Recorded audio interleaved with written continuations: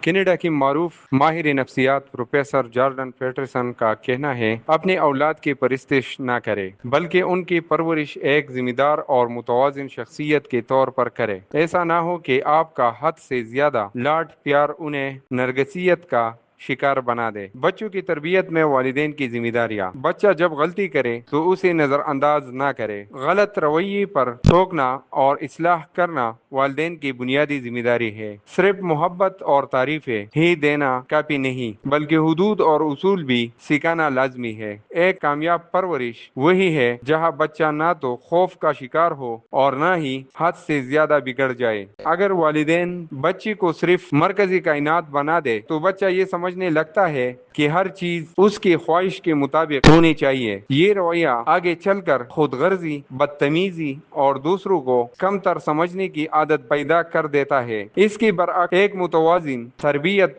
بچے کو نہ صرف ذمہ دار انسان بناتا ہے بلکہ وہ معاشرے کا مثبت فرد بھی بنتا ہے۔